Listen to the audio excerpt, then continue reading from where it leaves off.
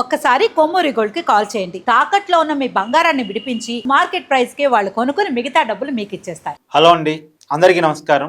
ఆంధ్రప్రదేశ్లో నిన్న P4 మొదటి వార్షికోత్సవ సభ జరిగింది తిరుపతిలో. ముఖ్యమంత్రి చంద్రబాబు నాయుడు గారు పాల్గొన్నారు. P4 అంటే పబ్లిక్ ప్రైవేట్ పీపుల్ పార్ట్నర్షిప్, అంటే ప్రభుత్వము ప్రైవేటు పబ్లిక్తో కలిసి చేసుకునేటువంటి ఒక పార్ట్నర్షిప్, అంటే పేదరిక నిర్మూలన కోసం దీన్ని తీసుకొచ్చారు.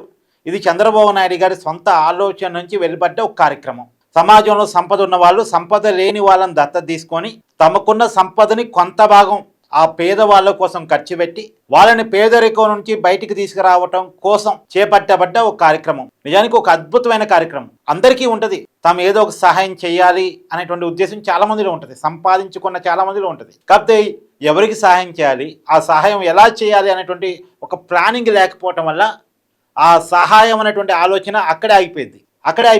కాబట్టి ఆ సహాయం చేయటం అన్నకి ప్రభుత్వం ఒక వేదికను ఏర్పాటు చేసింది అనుకోండి, ఖచ్చితం ఒకరిని చూసి ఇంకొకరు పెరుగుతారుగా సాయం చేసేవాళ్ళు. సమాజంలో తమ ఎదుగుతున్నాం, తమ కుటుంబం ఎదిగింది, తమ ఆర్థికంగా మంచిగా ఉన్నాం, మనం ఇంకో కుటుంబాన్ని కూడా ఆర్థికంగా తీసుకొస్తే సమాజంలో మనకంటూ ఒక మంచి పాత్ర ఉంటుంది కదా అనుకునే వాళ్ళని ఎంకరేజ్ చేయటం కోసం, పైగా పేదరికంలో బతుకుతున్న వాళ్ళని పేదరికం నుంచి బయటకు తీసుకురావటం కోసం ఈ ఆలోచన ఉన్న వాళ్ళను పేదవాళ్ళను కలుపుతూ పెట్టినటువంటి కార్యక్రమే P4 పథకం. నిన్న మొదటి వార్షికోత్సవ సభలో చంద్రబాబు నాయుడు గారు ప్రకటించింది P4 కార్యక్రమం ద్వారా 10.5 లక్షల కుటుంబాలని ఈ సంపద ఉన్న వాళ్ళు దత్తత తీసుకున్నారు అనేటువంటిది. 10.5 లక్షల కుటుంబాలను దత్తత తీసుకోవడం అంటే చిన్న విషయం కాదు. క్రమంగా ఇవన్నీ ఈ 10.5 లక్షల కుటుంబాలు పేదరికం నుంచి బయటకు వస్తాయి. మొత్తం ఆంధ్రప్రదేశ్లో ఉన్నటువంటి మొత్తం కుటుంబాల్లో ఒక 10% కుటుంబాలు పేదరికం నుంచి బయటికి రావడానికి ఈ P4 పథకం ఉపయోగపడుతుంది.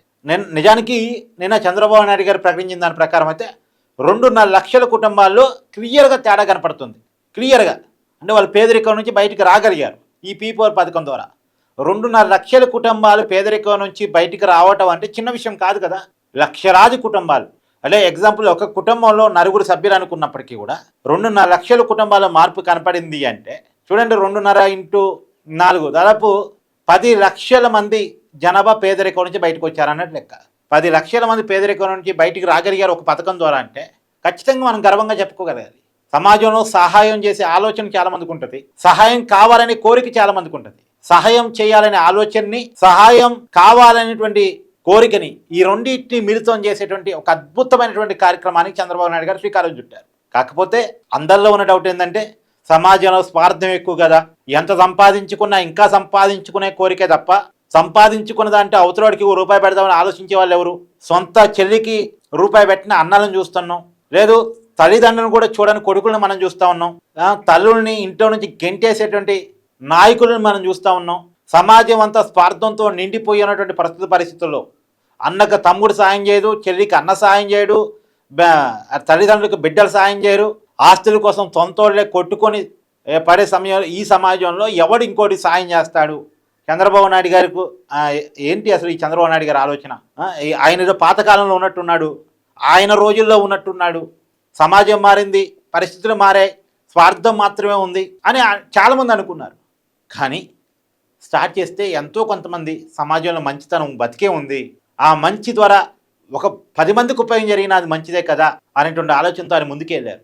ఈ పథకం స్టార్ట్ చేసేట ముందు వైసీపీ నుంచి అనేక విమర్శలు, ఎందుకంటే వాళ్ళకి అలవాటు లేదు. వాళ్ళ నాయకుడు జగన్మోహన్ రెడ్డి గారు ఇందాక నేను చెప్పిన కోటాలోకి వస్తాడు, సొంత తల్లిని ఇంట్లో నుంచి నెట్టేస్తాడు, సొంత చెల్లికి ఆస్తులు ఇవ్వని అంటాడు, మేనల్లుడు మేనగోడలు ఆస్తులు లాగేశాడని విజయమ్మ చెప్తున్నారు. వాళ్ళకి ఆలోచన ఉంది కాబట్టి సమాజం అంతా బాగాలేదు, అందరూ మైండ్లో స్వార్థం మాత్రమే ఉందని అనుకుంటూ ఉంటారు. కానీ సమాజంలో మంచితనం ఉంది అని భావించినటువంటి చంద్రబాబు నాయుడు గారు ఈ కార్యక్రమానికి శ్రీకారం చుడితే ఈ కార్యక్రమం ద్వారా 10.5 లక్షల కుటుంబాలు దత్తత తీసుకోబడ్డాయని, 2.5 లక్షల కుటుంబాల్లో మార్పు కూడా కనపడుతుందని నా మొదటి వార్షికోత్సవంలో చెప్పారు. మొదటి వార్షికోత్సవంలోనే 2.5 లక్షల మంది కనపడిందంటే మొత్తం దత్తత తీసుకోబడ్డ ఈ 10.5 లక్షల కుటుంబాలు రాబోయే కాలంలో ఖచ్చితంగా మార్పును మనం చూసే అవకాశం ఉంది. సరే 10.5 కాదండి, 7 లక్షల కుటుంబాలను మార్పు చూసామనుకోండి, చిన్న విషయమా? 7 లక్షల కుటుంబాలు అంటే 28 లక్షల మంది జనాభా. సో ఇంతమంది పేదరికం నుంచి బయటికి రావటం అంటే ఒక అద్భుతమైనటువంటి కార్యక్రమం కదా. సో నేనేమంటానంటే ఇంకొంతమంది తోడుగా వెళ్లాల్సినటువంటి అవసరం ఉంది. సంపద ఉన్న ప్రతి ఒక్కళ్ళు కూడా ఒక కుటుంబాన్ని దత్తత తీసుకోవాల్సిన అవసరం ఉంది. ఇది ఒక మంచి ఆలోచన. నిజానికి మన పురాణాలు, మన దైవం కూడా చెప్తూ ఉంటుంది, మనం సంపాదించుకునే సొమ్ములో కొంత అవతల వాడికి దానం చేయటం అనేది మంచిది అనేది ప్రతి మతం, ఒక మతం కాదు, ప్రతి మతం చెప్తా ఉంటుంది. ప్రతి మతం చెప్తా ఉంటుంది. మొన్న రంజాన్ పోయింది, ముస్లిమ్స్కి అదొక నిబంధన ఉంటుంది. వారు సంపాదించుకున్న దాంట్లో ఎంతో కొంత సహాయం చేయాలి అనేది. హిందూ మతంలో ఉంటుంది, సొంత సంపదలో కొంత మనకి కొంత పొరుగువాడికి ఇచ్చేవోయి అని చెప్పేసి మన పురాణాల్లో ఉంటుంది. అలానే క్రిస్టియానిటీలో ఉంటుంది, అన్ని మతాల్లో ఉంటుంది. సో మనం నమ్మే దేవుడు కూడా చెప్తాడు మనం సంపాదించుకున్న సొమ్ములో ఒక ముద్ద అవతల కూడా పెట్టాలి అని. సో ఇది ఒక మంచి ఆలోచన కాబట్టి దీంట్లో అందరం కూడా తలకు చేసి పేదరికం లేని సమాజం వైపు రాష్ట్రాన్ని, దేశాన్ని నడిపించాలి. ఆ బాధ్యత మనకు ఎవరో ప్రభుత్వాలే పేదరికం నుంచి బయట తీసుకురావడం కాదు, బాధ్యత అంతా ప్రభుత్వాలది కాదు, బాధ్యత అంతా పాలకులదే కాదు. సమాజంలో బతుకుతున్న మనకు కూడా ఎంతో కొంత బాధ్యత సమాజానికి సర్వీస్ చేయాల్సి ఉంటుంది. ఆ బాధ్యత అందరూ గుర్తెరిగితే చాలా బాగుంటుందని నా ఉద్దేశం. మీ అభిప్రాయాన్ని కామెంట్ చేయండి. Thank you.